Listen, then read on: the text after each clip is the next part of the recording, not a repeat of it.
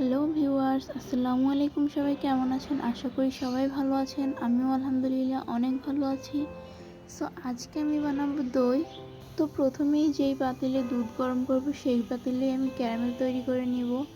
এখানে আমি half cup পরিমাণ চিনি দিয়ে দিয়েছি। এরপর ধীরে ধীরে চুলার আঁচ একদম লোতে রেখে চিনিটা জাল করে শিরা করে নিব। এরপর সুন্দর একটা কালার আসা পর্যন্ত অপেক্ষা করব।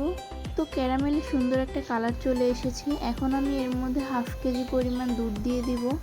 প্রথমবার নিজের হাতে দই বানাচ্ছি, এই জন্য অল্প পরিমাণেই দুধ নিলাম, কারণ পরবর্তীতে যদি দইটা ঠিকঠাকভাবে না হয় তো অনেক কষ্ট হবে এবং উপকরণগুলোও নষ্ট হবে।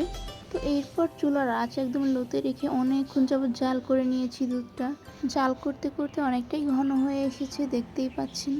তো ভিউয়ার্স, আপনাদেরকেও একটা পরামর্শ দেই, আপনারাও আমার মতন এরকম অল্প পরিমাণে উপকরণ দিয়েই শুরু করবেন, কারণ আপনাদেরটাও যদি এরকমের না হয় পরবর্তীতে তো খুব কষ্ট লাগবে।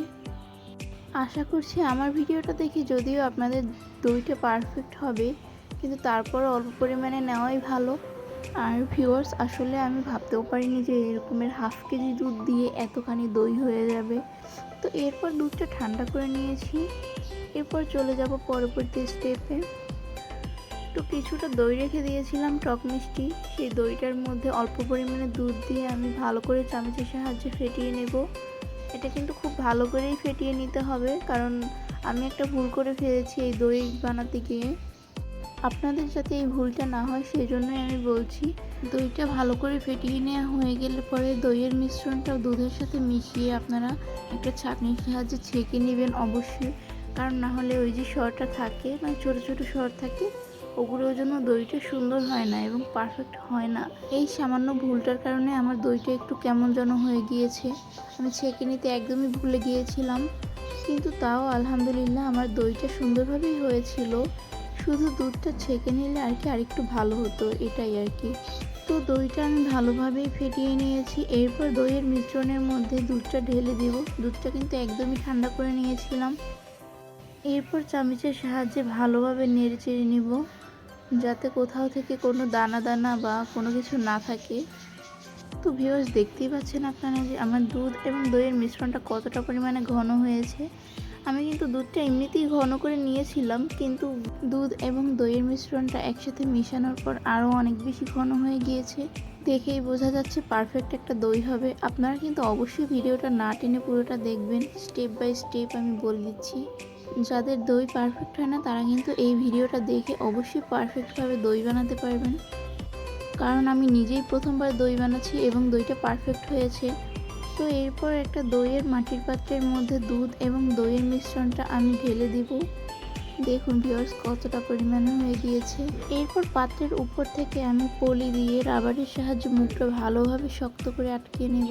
এখানে আমি দুইটা পলি দিয়ে দুইটা রাবারের সাহায্যে মুখটা আটকিয়ে নিয়েছি। আপনারা চাইলে ফয়েল পেপার অথবা অন্য কিছুর সাহায্যেও আটকিয়ে নিতে পারেন। এরপর দইটা রাখার পালা। দইটা অবশ্যই গরম হবে এমন জায়গায় রাখতে হবে। তো আমার বেবির বেড ছিল, সেই বেডের মধ্যেই আমি কাঁথা দিয়ে এর উপর দইয়ের পাত্রটা রেখে দেন উপর থেকে বেডের আরেক পাট রেখে ভালো করে আটকে উপর থেকে আমি বালিশ চাপা দিয়ে রেখেছিলাম, যাতে ভালো করে গরম হয়।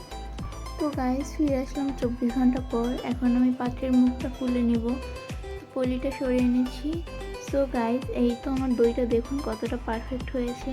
দইয়ের মাঝখান থেকে একটু নরম ছিল, এই জন্য আমি পলি পেঁচিয়ে 2 ঘন্টার জন্য নর্মাল ফ্রিজে রেখে দিয়েছিলাম। তো এই তো ফিরে আসলাম আরও 2 ঘন্টা পর। তো দেখুন এখন কিন্তু আমার দইটা পুরোপুরি পারফেক্ট হয়ে গিয়েছে। তো এই তো দেখুন, দেখেই বুঝতে পারতেছেন কতটা পারফেক্ট হয়েছে এখন, কারণ পাত্রটা ঢুলালেও পড়ছে না দইটা, মানে পুরোপুরি শক্ত হয়ে গিয়েছে। তো এই তো আপনাদেরকে সার্ভ করেও দেখাচ্ছি, দেখুন কতটা সুন্দর হয়েছে।